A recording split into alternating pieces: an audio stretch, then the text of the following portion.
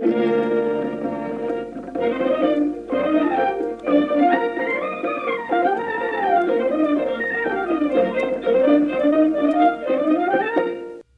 শ্ৰোতাসকল, আজিৰ চলন্তিকালৈ আপোনালোকক স্বাগতম। শ্ৰোতাসকল, আজিৰ অনুষ্ঠানত আমি মায়ং ইন্দ্ৰজাল যাদু মহোৎসৱ সন্দৰ্ভত এটি আলোচনা প্ৰচাৰ কৰিবলৈ লৈছোঁ।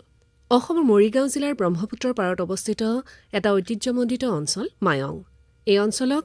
ঐন্দ্ৰজালিক বিদ্যা বা যাদুমন্ত্ৰৰ স্থান বুলিও অভিহিত কৰা হয়। অতীজৰে পৰা এই অঞ্চলে বিভিন্ন প্ৰান্তৰ লোকক সন্মোহিত কৰি আহিছে। মায়ঙৰ যাদুবিদ্যা সন্দৰ্ভত জনাৰ বাবে দেশৰ বিভিন্ন প্ৰান্তৰ লোক, আনকি বিশ্বৰ অন্যান্য অংশৰ লোকো এই অঞ্চলত আহি উপস্থিত হৈছে যাদুবিদ্যাৰ অধ্যয়ন বা গৱেষণাৰ বাবে। এই অঞ্চলটো দেশৰ ভিতৰতে যাদুমন্ত্ৰৰ কিংবদন্তিপূৰ্ণ ইতিহাসৰ বাবে প্ৰসিদ্ধ। মধ্যযুগতো এই অঞ্চলটো প্ৰাচীন ভাৰতৰ যাদুবিদ্যাৰ কেন্দ্ৰ হিচাপে পৰিগণিত আছিল বুলি জনা যায়। মায়ঙক লৈ অজস্ৰ কিংবদন্তি প্ৰচলিত হৈ আছে। আনহাতে চহকী বন্যজীৱ, প্ৰত্নতাত্ত্বিক তীৰ্থস্থান, জৈৱ পৰ্যটন, দুঃসাহসিক পৰ্যটন, সাংস্কৃতিক পৰ্যটন আৰু নদী পৰ্যটনৰ বাবেও মায়ং পৰ্যটন আৰু প্ৰত্নতাত্ত্বিক দিশত আকৰ্ষণৰ ক্ষেত্ৰ হৈ আহিছে। মায়ং প্ৰত্নতাত্ত্বিক ধ্বংসাৱশেষ, বহু আৱিষ্কৃত আৰু অন্যান্য অনাৱিষ্কৃত শিল্পকৃতিৰ সমলেৰে ভৰপূৰ। গাঁওখনত থকা মায়ং কেন্দ্ৰীয় সংগ্ৰহালয় আৰু এম্পৰিয়ামত যাদুমন্ত্ৰ আৰু আয়ুৰ্বেদৰ বহু প্ৰাচীন পাণ্ডুলিপি সংৰক্ষিত হৈ আহিছে। সেয়েহে এই সকলো সমলে দূৰ দূৰণিৰ লোকক মায়ঙৰ প্ৰতি সুদীৰ্ঘদিন জুৰি আকৰ্ষিত কৰি আহিছে। আহক আজিৰ অনুষ্ঠানত শুনো মায়ং ইন্দ্ৰজাল যাদু মহোৎসৱ সন্দৰ্ভত মৰিগাঁও জিলাৰ আয়ুক্ত দেৱাশীষ শৰ্মাৰ সৈতে হোৱা সাক্ষাৎ গ্ৰহণ কৰিছে আমাৰ মৰিগাঁৱৰ সংবাদদাতা ডালিম ফুকনে। নমস্কাৰ শ্ৰোতাসকল, অহা 18 আগষ্ট তাৰিখে মৰিগাঁও জিলাৰ ঐতিহাসিক ঠাই মায়ঙত এদিনীয়া কাৰ্যসূচীৰে মৰিগাঁও জিলা প্ৰশাসনৰ উদ্যোগত আৰু মায়ঙৰ ৰাইজৰ সহযোগিতাত মায়ং ইন্দ্ৰজাল যাদু মহোৎসৱ অনুষ্ঠিত কৰিছে। অনুষ্ঠানৰ মূল হোতা মৰিগাঁও জিলাৰ আয়ুক্ত দেৱাশীষ শৰ্মাৰ সৈতে আমি আজি মহোৎসৱ সন্দৰ্ভত কথোপকথন কৰিবলৈ আগবাঢ়িছোঁ। নমস্কাৰ শৰ্মা ডাঙৰীয়া। নমস্কাৰ। অহা 18 আগষ্টত মৰিগাঁও জিলাত মায়ঙত এক ব্যতিক্ৰমী প্ৰয়াসেৰে আপোনাসৱে মায়ং ইন্দ্ৰজাল যাদু মহোৎসৱ অনুষ্ঠিত কৰিছে। মায়ং পৃথিৱীৰ এক ঐতিহাসিক তন্ত্ৰমন্ত্ৰৰ ভূমি, ইতিহাসৰ বহু ঘটনাৰ সাক্ষী এই মায়ং। প্ৰথমে মায়ং ইন্দ্ৰজাল মহোৎসৱ প্ৰস্তুতি সম্পৰ্কে অলপ জনাওকচোন। নমস্কাৰ ফুকন ডাঙৰীয়া। জয়তে মই আপোনাক আৰু অল ইণ্ডিয়া ৰেডিঅ'ৰ প্ৰতিগৰাকী সদস্যক মই মোৰ ধন্যবাদ জনাইছোঁ। আৰু আজিৰ এই দিনটোত আমাৰ বাবে মৰিগাঁও জিলাখনৰ বাবে এটা অত্যন্ত খুব এটা গুৰুত্বপূৰ্ণ দিন। আমি সকলোৱে মায়ঙৰ যাদু তথা মায়ঙৰ ঐতিহ্যপূৰ্ণ ইতিহাসৰ কথা আমি জানো যদিও যিটো গতিত প্ৰচাৰ আৰু প্ৰসাৰ হ'ব লাগিছিলে, আমাৰ মনত এনে ভাৱ হয় যে সেইটো গতিত আমি সেইখিনি কৰিব পৰা নাই। তাৰ উদাহৰণস্বৰূপে আজি মায়ং বুলিলে অকল পবিতৰাখনেই নহয়, মায়ঙৰ লগত আৰু বহুখিনি কথা বা মৰিগাঁও জিলাখনৰ লগত বহুখিনি কথা জড়িত হৈ আছে। আৰু আজিৰ দিনটোত আমাৰ এটা অৰ্থনৈতিক বিপ্লৱৰ অত্যন্ত বেছি প্ৰয়োজন। আৰু এই ফেষ্টিভেল ভাগ, এই উৎসৱ ভাগ পতা হৈছে অকল মনোৰঞ্জনৰ বাবে নহয়, ঐতিহ্যপূৰ্ণ ইতিহাসক পুনৰ ৰোমন্থন কৰি বিশ্বৰ প্ৰেক্ষাপটত উপস্থাপন কৰাৰ লগতে এটা খুব গুৰুত্বপূৰ্ণ এটা দিশ আছে। আৰু সেই দিশ ভাগ হৈছে যে বহু সংখ্যক যোৱাবাৰ প্ৰায় 1 লাখৰো অধিক পৰ্যটক আমাৰ মৰিগাঁও জিলালৈ আহিছে। কিন্তু পবিতৰাখন চোৱাৰ পিছত তেওঁলোকে আৰু তাৰ পিছত কি কৰিব লাগে তেওঁলোকে নাজানে।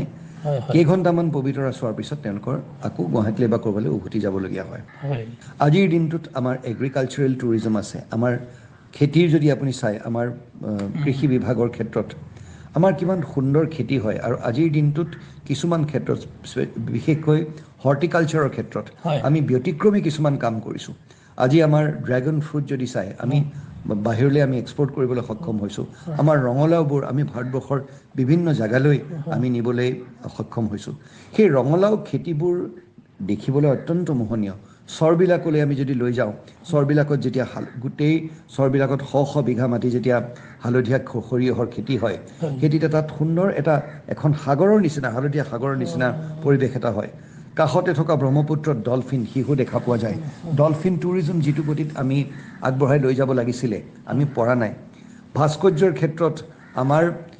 আমি জানো যে আমাৰ কালিকা পুৰাণখন আমাৰ অসমত লিখা হৈছিলে আৰু কামৰূপৰ আমাৰ কামাখ্যা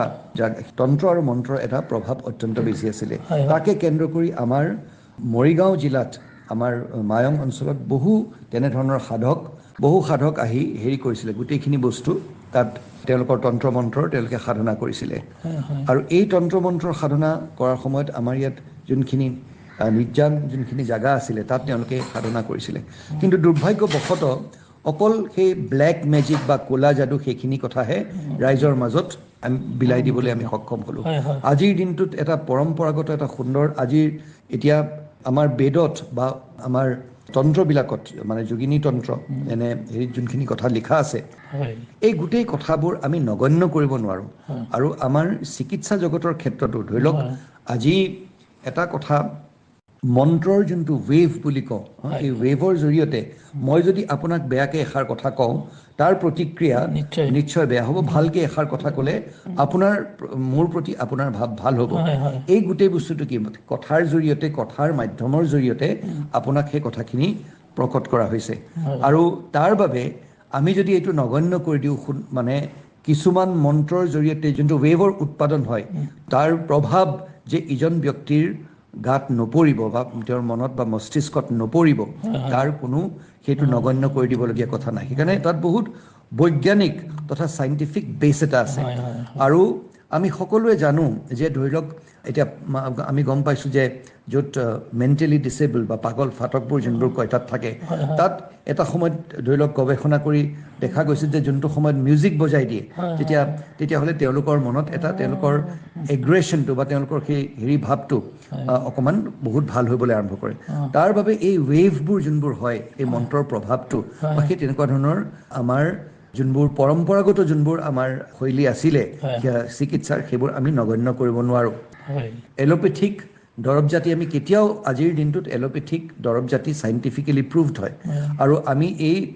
অনুষ্ঠানভাগ পাতি আমি কেতিয়াও এইষাৰ কথা ক'ব বিচৰা নাই যে তন্ত্ৰ মন্ত্ৰৰে এজন মানুহ ঠিক হ'ব পাৰে কিন্তু ঐতিহ্যপূৰ্ণ যোনটো আমাৰ ইতিহাস আছিলে সেইটো আমি নগণ্য কৰিব নোৱাৰোঁ বিশ্বৰ প্ৰেক্ষাপটত সেইটো আমি উপস্থাপন কৰিব লাগিব আৰু তাৰ লগতে মই অলপ দেৰি আগতে কৈছিলোঁ এছিয়াৰ আটাইতকৈ ডাঙৰ যোনটো গণেশৰ যোনটো মূৰ্তি সেই আমাৰ মায়ঙত আছে আমাৰ চাৰিওপিনে মায়ং চনকা অঞ্চলত যোনবোৰ পাহাৰবিলাকত যোনবোৰ গুহা আছে সেইবোৰ সুন্দৰ এটা পৰ্যটকসকলৰ বাবে এটা স্থলী হ'ব পাৰে কিন্তু আজিৰ দিনটোত সেইমতে আমি কৰিব পৰা নাই এই ফেষ্টিভেলটোৰ জৰিয়তে সদায় ভাৰতবৰ্ষত এটা ফেষ্টিভেল চাৰ্কিট বুলি কয় এই চাৰ্কিটটোৰ জৰিয়তে কি হয় ঠাণ্ডা দিন অহাৰ লগে লগে শীতকাল অহাৰ লগে লগে পৰ্যটকসকল আমাৰ যেনে আমাৰ হৰ্ণবিল ফেষ্টিভেল হওক আমাৰ মেঘালয়ত ৱাইন ফেষ্টিভেল হয় জিৰ'ত ৰক ফেষ্টিভেল হয় খাজুৰাহত আপোনাৰ ডান্স ফেষ্টিভেল হয় এই ফেষ্টিভেলবিলাকৰ জৰিয়তে আপুনি দেখিছে যে সেই গোটেই অঞ্চলটোৰ অৰ্থনীতিত এটা খুব ডাঙৰ প্ৰভাৱ পৰিছে আজি মূল উদ্দেশ্য হৈছে এই অনুষ্ঠানভাগৰ জৰিয়তে আমি বিশ্বৰ প্ৰেক্ষাপটত আমাৰ মায়ঙৰ ঐতিহ্যপূৰ্ণ ইতিহাস উপস্থাপন কৰাৰ লগতে এটা ধৰি লওক এটা সময় এনেকুৱা আহিব যে খজুৰাও ফেষ্টিভেলত যেনেকৈ আমাৰ নৃত্যাংগনাবোৰ আহি ধৰি লওক গোটেই দেশ বিদেশৰ নৃত্যাংগনা আহি পেলাই তাত নৃত্য প্ৰদৰ্শন কৰিবলৈ ভাল পায় সেই তেনেধৰণে আমি বিচাৰিছোঁ যে সমগ্ৰ বিশ্বৰ আৰম্ভণিতে অসমৰ তাৰপিছত ভাৰতবৰ্ষৰ যাদুঘৰবোৰ আহি এসপ্তাহ দিন যদি আৰম্ভণিতে আমি এসপ্তাহ নোৱাৰোঁ তেতিয়াহ'লে 3 দিন এনে সময় তেওঁলোকে কটক য'ত তেওঁলোকৰ যাদু প্ৰদৰ্শন কৰিব পাৰে আৰু এই মায়ং ইন্দ্ৰজাল মেজিক ফেষ্টিভেল যাতে সমগ্ৰ ভাৰতবৰ্ষ তথা বিশ্বত এটা মেজিক ফেষ্টিভেল হিচাপে মেজিক চাৰ্কিট এটা হিচাপে যোনটো ভাৰতবৰ্ষত আজিৰ দিনটোত যাদুক লৈ পেলাই তেনেকুৱা এটা ফেষ্টিভেল নাই উৎসৱ নাই আজি সেই প্ৰথমবাৰৰ বাবে এই উৎসৱভাগ আমি পাতিবলৈ ওলাইছোঁ আৰু ৰাইজৰ সহায় সহযোগ আৰু তেওঁলোকৰ গোটেইখিনি তেওঁলোকে যোনখিনি আমাক দিব পাৰে সহায় আমি কামনা কৰিছোঁ অত্যন্ত মহৎ উদ্দেশ্য ডাঙৰীয়া এতিয়া মই দ্বিতীয় প্ৰশ্নটোলৈ আহিছোঁ অসম তথা উত্তৰ পূৰ্বাঞ্চলৰ বিভিন্ন বুৰঞ্জীৰ পাতত মায়ং এক তন্ত্ৰ মন্ত্ৰ আৰু যাদুৰ দেশ বুলি লিপিবদ্ধ হৈ আছে প্ৰফেচাৰ ডক্টৰ হেৰম্বকান্ত বৰপূজাৰী ছাৰৰ কম্প্ৰিহেনচিভ হিষ্ট্ৰী অৱ আছামতো বৰ বিস্তৃতভাৱে মায়ং সম্পৰ্কে লিপিবদ্ধ হৈ আছে মায়ঙৰ কলা সংস্কৃতি প্ৰাকৃতিক পৰিৱেশ আৰু ইয়াৰ যাদুবিদ্যাৰ সন্দৰ্ভত জগতত প্ৰসাৰ আৰু প্ৰচাৰৰ বাবে কেনেদৰে আগবাঢ়িব ভৱিষ্যতে ভিজন কি হ'ব সেই সম্পৰ্কে দুআষাৰমান কওকচোন ভিজন ডকুমেণ্ট এটা বনোৱা হ'ব আৰু আমাৰ যোনখন ছুভিনিয়াৰ যোনখন বনোৱা হৈছে সেইখনেই আমাৰ এটা ভিজন ডকুমেণ্টৰ নিচিনা হ'ব তাত মাননীয় মুখ্যমন্ত্ৰী ডাঙৰীয়াই যোনটো মেছেজ লিখিছে সেইটো মেছেজ নহয় সেইটো এটা সম্পূৰ্ণ দীঘল এটা আৰ্টিকল আৰু সেই তেওঁৰ যোনখিনি কথা মুখ্যমন্ত্ৰী ডাঙৰীয়াই যোনখিনি কথা লিখিছে সেইটোৱেই আমাৰ এটা ভিজন ডকুমেণ্ট বুলি মই ক'লে ভুল নহ'ব আৰু তাত কেনেধৰণে মায়ঙৰ ঐতিহ্যপূৰ্ণ কি ইতিহাস আছিলে তাত কিখিনি পজিটিভ কথা আছিলে সেই গোটেই কথাখিনি আমি হৃদয়ংগম কৰিব লাগিব আৰু মই আগতেই কৈছোঁ আপোনাক এইষাৰ কথা যে অকল তন্ত্ৰ মন্ত্ৰই নহয় পৰ্যটনৰ দিশটোত বহুখিনি আমাৰ কাম আমাৰ কৰণীয় আছে অকল আমি তন্ত্ৰ মন্ত্ৰ হিচাপেই যদি আমি লওঁ এখন সুন্দৰ আমি যদি এখন তন্ত্ৰ মন্ত্ৰ এখন গাঁও যদি আমি গঢ়িব পাৰোঁ য'ত পৰ্যটকসকল উদাহৰণস্বৰূপে আপুনি চাওক আজি হাৰিয়ানাত যদি আমি লওঁ সূৰজকুণ্ড মেলা কথা আমি সকলোৱে শুনিছোঁ সূৰজকুণ্ড সেই হ্ৰদটোনো কি চাবলৈ গ'লে সৰু মানে এটা হ্ৰদ যোনটো পিছত তেওঁলোকে বনাই মেলি লৈছে বাদকাল নামৰ এটা হ্ৰদ আছে যোনটো তেওঁলোকে বনাই লৈছে কিন্তু সৰ্বভাৰতীয় পৰ্যায়ত আজি মেলাবিলাক সেই তাতে পাতে তেনেধৰণে আমি যদি আপোনাৰ নাইনিতালৰ পিনে যাওঁ বা আমি ঋষিকেশৰ সেই জেগাবিলাকলৈ যাওঁ প্ৰতিটো জেগাত আমি দেখিম যে পৰ্যটকসকলক তেওঁলোকে কিছুমান জেগা তেওঁলোকে বনাই থৈছে য'ত সেই জেগাটুকুৰাৰ বিশিষ্টতা লৈ পেলাই এতিয়া ৰাজস্থানত যদি যাওঁ ৰাজস্থানত আমি ধৰি লওক উদয়পুৰ যোধপুৰ জয়ছলমেৰ বিকানেৰ সেই তাত যিমানবোৰ ৰজাবিলাকৰ ৰাজ কাৰেংবোৰ আছিলে সেই ৰাজ কাৰেংবোৰ আজি এটা সৰু ক্লাষ্টাৰ বনাই পেলাই সেইটো এটা পৰ্যটনস্থলী হ'বলৈ আৰম্ভ কৰিছে আজি সেইবোৰ যদি চাওঁ আমি সম্পূৰ্ণভাৱে প্ৰকৃতিৰে আৱৰি ধৰা এনেধৰণৰ ভাস্কৰ্য এনেধৰণৰ তন্ত্ৰ মন্ত্ৰৰ এটা ইতিহাস এনেধৰণৰ সুন্দৰ আমাৰ এটা পৰিৱেশ